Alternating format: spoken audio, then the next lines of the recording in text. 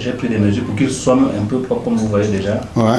Que ce soit aux alentours ou dans les locaux.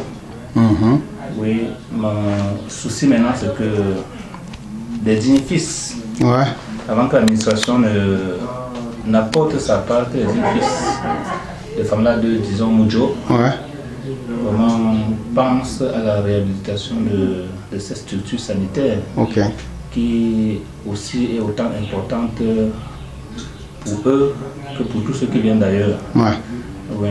Et je disais aussi, il y a des priorités vraiment, à savoir rééquiper la maternité parce que franchement elle est carrément vide. Les enfants qui naissent, c'est vraiment parce que je peux dire quoi. Le nègre est d'abord naturellement conçu avec, je ne sais pas trop comment je peux dire ça, mais je dirais simplement que la maternité n'est pas adaptée à accueillir vraiment des naissances violentes. Et on n'a pas de table d'accouchement, on n'a pas d'aspirateur, on n'a pas de source d'énergie autre que les NIO. Ça veut dire que quand il y a coupé de lumière, on a des sérieux problèmes. Ce qui fait que ça nous plonge dans le désordre. C'est pas facile. Les bâtiments sont déjà vieux. Il y a des studios. Vous voyez par exemple, vous ne pouvez pas vous rester au couloir là aisément parce que vous avez toujours comme impression que la dalle là peut se couler sur vous. Vous voyez comment il y a des détachements. Ça peut facilement tomber sur la tête d'un patient là. D'ailleurs, au couloir là, un patient qui est en pharmacie en train d'acheter ses médicaments peut se retrouver avec des morceaux de parpaing sur sa tête. C'est qui est indigne d'une structure sanitaire. Ça, c'est un centre qui a été créé en 1972 et mis en exploitation la même année. 1972 à nos jours, ça fait carrément 44 ans, si j'ai bien mémoire. 44 ans. C'est 44 ans, c'est beaucoup. Il faudrait déjà aussi penser à refaire ces parties qui sont totalement foutues. C'est d'abord déjà ça. En plus, il y a le problème de personnel qui se pose, c'est vrai, c'est un problème général. Mais je ne vois pas vraiment ce que c'est pas facile pour une seule personne d'être en train de gérer en même temps tous les programmes, que ce soit des programmes de santé communautaire ou bien des problèmes de santé publique, que ce soit des problèmes de santé courants. C'est pas facile. Il faut être au district, il faut être en train de faire ce qu'il faut faire, c'est pas facile. Ce qui fait que le centre, c'est pas facile pour le centre de supporter la charge du personnel communautaire qui est là.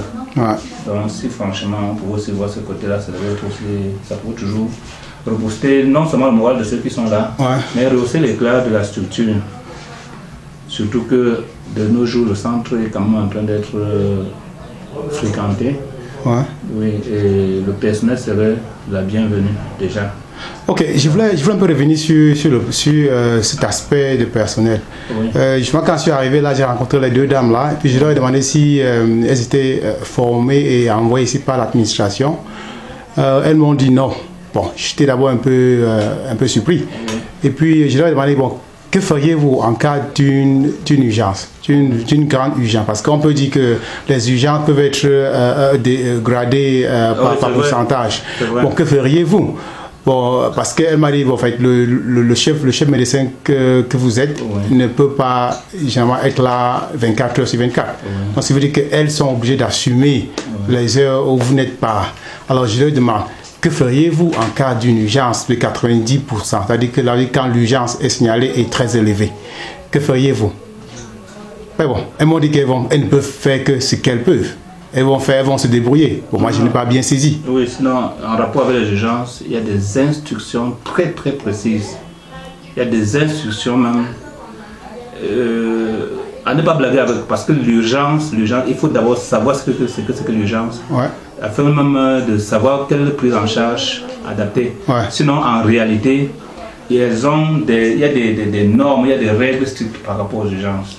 Moi, je leur dis, je suis avec eux, parfois les réunions, les ceci, mon téléphone est ouvert. Le centre a une flotte. Quand il y a problème, je vous en prie, appelez. Si je ne suis pas disponible, je vous dirais, faites partir le malade, trouvez un véhicule et faites-le accompagner par un de vous si vous êtes deux au centre. C'est pour ça que vous allez voir en général, il y a toujours presque deux personnes qui roulent. C'est-à-dire une personne garde, une personne accompagne le patient, c'est comme ça. Donc voilà comment on gère les urgences ici. Quand c'est une urgence, on m'appelle au téléphone, je dis bon, voilà, allez examiner comme ceci, faites comme ceci. Et on cause comme ça au téléphone, je dis bon, allez, prenez une voie venue, j'arrive. Voilà comment je résume. Je dis bon, voilà ce que vous posez comme acte. Et je suis en train de le dire, quand j'ai le sens que ça ne va pas, j'ai un véhicule, Dieu m'a donné ce véhicule. Et c'est comme un ambulancier, donc je transporte. Quand je sens que ça ne va pas, je transporte. Ouais. Et je l'amène dans une structure où je sens que, surtout à l'hôpital district, c'est là où c'est notre structure de référence. Je rentre là-bas, je vais là-bas, je laisse le malade, les premiers soins, quand il se premiers soins, je retourne. Okay. Comme ça que nous on prend les urgences. Et pour ces collègues-là, je suppose qu'elles ne sont pas peut-être envoyées ici par le ministère de la Santé, ni par la fonction publique. Comment est-ce que ces collègues sont recrutés? C'est vrai que je ne peux pas vous tromper, je les ai trouvés sur place. Ouais. Je suis arrivé, je les ai rencontrés. Ouais. Et je suis arrivé, mon prédécesseur les avait recrutés. Je ne peux pas l'en vouloir parce que franchement, vous savez, on ne peut pas tout faire seul. Clair, c'est clair. Et parce que si on veut tout faire seul, l'être humain n'est pas un rejeton qu'on met au sol, ça ne va pas, on enlève, on le met un autre. Non. Quand vous travaillez à un moment donné, la tête est fatiguée. Si vous continuez, vous allez pour des actes bizarres sans vous en rendre compte. Je ne l'ai pas en voulu, c'est des gens qu'on a formés sur le tas comme ça, ça veut dire qu'on les a inculqué des notions de base. Ouais. Et sur place quoi. Oui, sur place. Ouais. Et ils sont suivis au quotidien. Même pas sur place quand même. Parce qu'il y a l'autre qui a été formé à l'hôpital district, l'autre dans une école de formation, je ne sais pas trop quoi. Ouais. Mais qui n'a pas achevé. On a quand même on a fait ça. Et ils sont suivis au quotidien. On continue à les former. Et on fait avec. Donc ça veut dire que ce que généralement les Anglais appellent par exemple le first aid, elles sont capables de délivrer le first aid, c'est-à-dire que les premiers soins. Oui, les premiers soins. Ouais. C'est ça le premier soin. Okay. Parce que là, comme je vous l'ai dit tout à l'heure, les urgences, c'est notre problème. Quand ça ne va pas exactement, mon téléphone est ouvert. Quand je suis, ça veut dire que je peux être empêché, je peux être même fatigué. Je dis bon, il faut me faire un repos. Ouais. Mais jusqu'à le téléphone reste ouvert. Ça veut dire que bon, vous pouvez appeler quand ça ne va pas. Ouais. Et quand on m'appelle, quel que soit l'heure, je démarre mon véhicule et j'arrive parce que je ne suis même pas loin d'ici, je suis à moins de 8 km d'ici. Ouais. Oui, parfois je me retire juste pour besoin de repos, pour besoin familial. Ouais. C'est autant de petites choses. Ouais. Non, mais est-ce que généralement les dispensaires comme celui-ci n'ont pas un suivi d'entretien par le gouvernement? Suivi d'entretien, comment? C'est-à-dire que quand je vois les bâtiments sont en train de tomber là, les retouches ont besoin, je regarde le système électrique, les fils pendent de partout. Écoutez, jusqu'à dans la salle d'accouchement, j'ai dit je suis rentré là, j'ai failli couler des larmes parce que je me demande. Quand on donne une structure comme celle-ci d'un petit budget, un budget que rien que les taxes encore réavalent, budget pour le petit entretien matériel du bureau, ça peut faire quoi chez ces musées? Rien. Ça peut faire quoi au juste? Non. Quand on a un crédit de fonctionnement, rien que les taxes, parfois valent les 45-50% de ce budget. Les taxes de ce crédit de fonctionnement octroyé par l'administration. Quand ça réavale tout ça. Mais est-ce que c'est... Je ne parviens pas à saisir que les taxes aient encore à voir dans ce que le crédit... Parce que tu n'es pas dans ces papiers. Si tu étais dans ces papiers, tu allais comprendre ce que je te dis. Donc, il y a des taxes imposées par rapport à cela. Donc, s'il faut regarder seulement cet aspect, ça ne vaut pas la peine. Je vois. Je suis sûrement ravi de faire votre connaissance. Moi, c'est Blaise Kamga. Je suis fils de ce village. Et très souvent, quand j'arrive ici, j'ai toujours envie de venir, de visiter, de voir. Et si jamais, quand il y a peut-être des pièces à conviction à prendre, je les prenne. Et parce que c'est que je rencontre aussi les enfants de ce village qui parfois se posent des questions comment est-ce qu'ils peuvent faire pour aider dans le développement du village, ou bien pour aider nos mamans, nos grands-pères qui sont là. Je vais aussi leur apporter ceci. Et je pourrais, si c'est possible, faire un tour si vous avez encore du temps. Si on peut faire un tour et puis bon voilà, ça me ferait vraiment plaisir. Bon, si c'est possible. Le temps pour vous voyez, il y a des gens qui m'attendent. Ok. Bon, je dois décharger au matin de nombreux. Et si Blaise Kamga est encore là, peut-être pour 1-2 jours, parce que je crois que demain samedi, après-midi, je serai là. À défaut, dimanche matin, je suis là. Et on pourra mieux s'entretenir, on pourra mieux faire les tours, aller jusqu'au plus où j'ai voulu qu'on arrange et qu'on introduise une forme d'aspiration, question de réalimenter les salles en eau. Bon, tout ça est consort. Bon, vous interrogez vos mamans, ils vont vous dire oui, il y a un travailleur, mais il n'y a pas vraiment de matériel de travail. C'est tout ce que vos mamans vont vous dire, parce que moi, je sais quand même que je m'investis beaucoup, mais à côté des efforts personnels, il faut quand même de l'assistance pour que les choses aillent au mieux.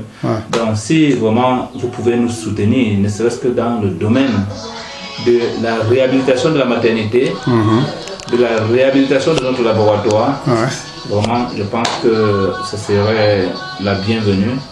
Ce serait, je sais pas, inoubliable. Oui, et il y a parfois des volontés qui se manifestent, telles que l'honorable Albert Ponche, le député. Parfois il nous apporte quelques litres d'alcool, quelques bécatines de pansement, quelques papiers hygiéniques, mais ça reste très insuffisant. Voyez un peu.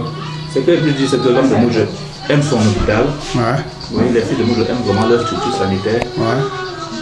Le problème maintenant, c'est donc de rendre cette structure viable, capable de prendre en charge le fils ou la fille, le père ou la mère de Moudjou qui atterrit ici.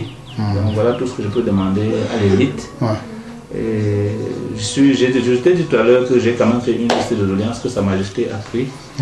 Il m'a dit il m'a même dit qu'il a déjà contacté l'intéressé, celui qui a fait cette demande. Jusqu'aujourd'hui, c'est déjà près d'un an. Bon, on n'a pas encore de suite, je ne sais pas comment ça se passe.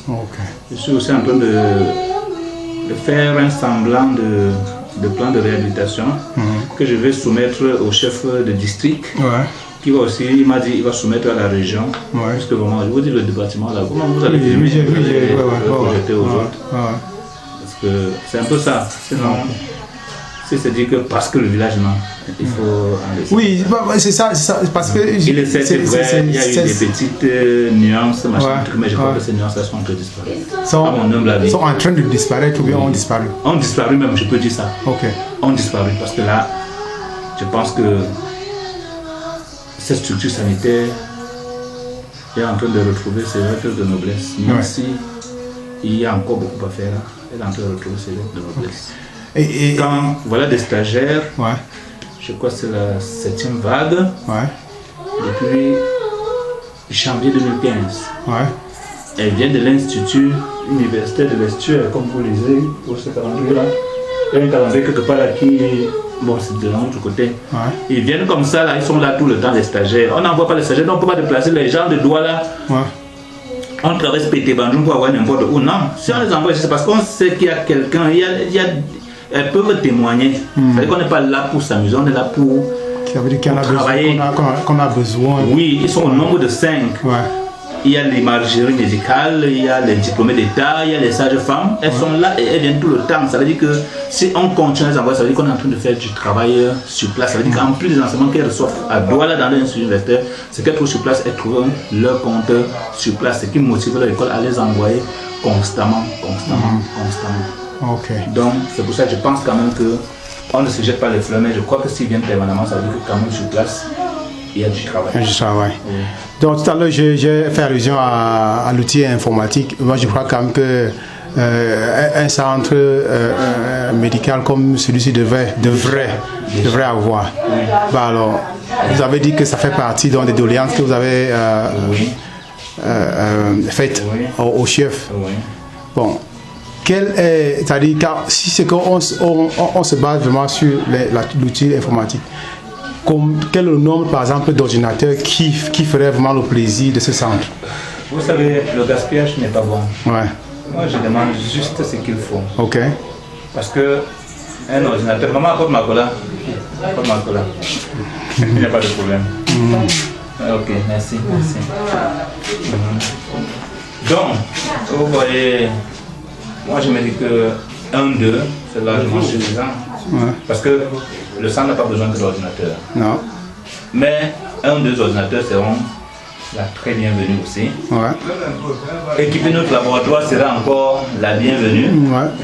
Mettre notre maternité à jour, alors, c'est terminal. Ouais. Voilà. Ok. Ah, c'est bien. C'est bien dit, je crois que j'ai... c'est bien dit. C'est un peu ça. Ouais. Vraiment de Dieu. J'ai vraiment le goût de travailler. Ouais. Parfois on est buté. On a le moyen de bord. Mais je vous dis, si des gens viennent de Douala, Ouais. vous allez voir ça, c'est les deuxième année. Les troisième années sont partis en novembre. Ouais.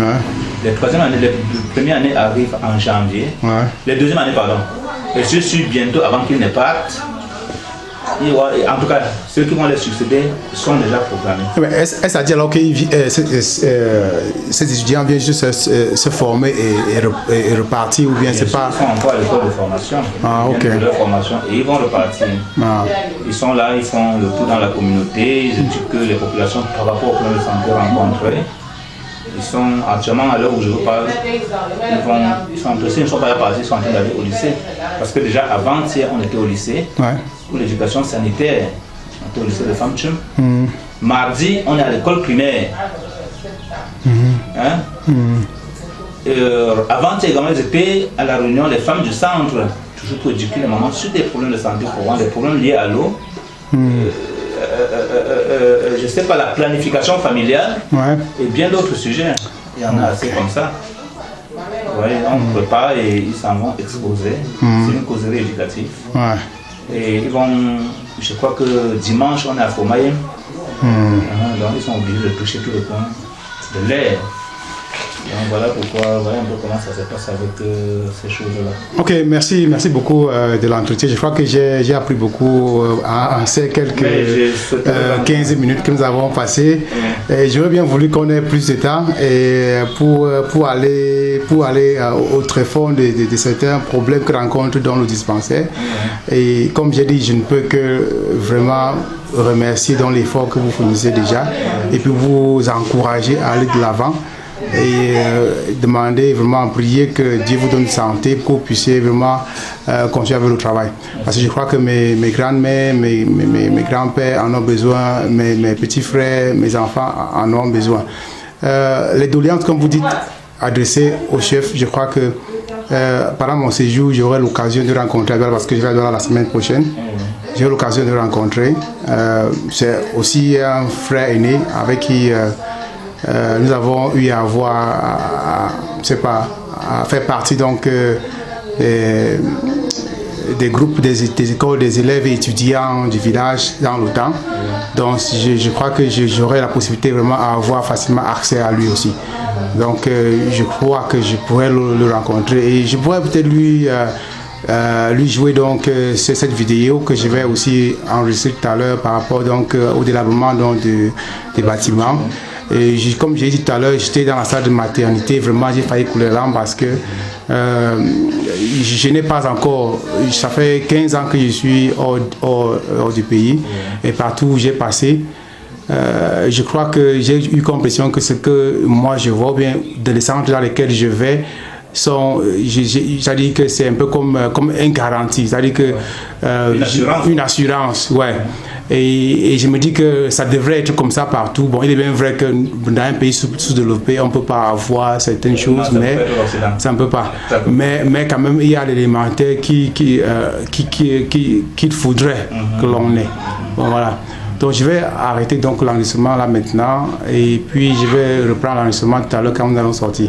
Merci beaucoup. Je vais vous dire avant d'arrêter, oui, je vais à travers votre vidéo dire à Sa Majesté, adresser à Sa Majesté mes vœux les meilleurs pour l'année 2016 et que le Seigneur soit au devant et qu'il réussisse à toutes ses activités de l'année.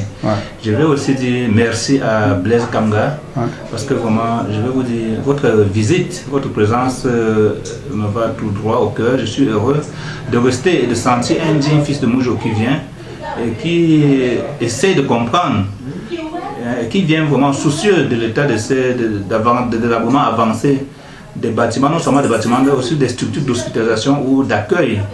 Et vraiment, ça me va tout droit au cœur. Je dis merci. Et je suis sûr, je demande, vous allez faire votre programme, on va se revoir avant que vous partez. C'est que, Merci.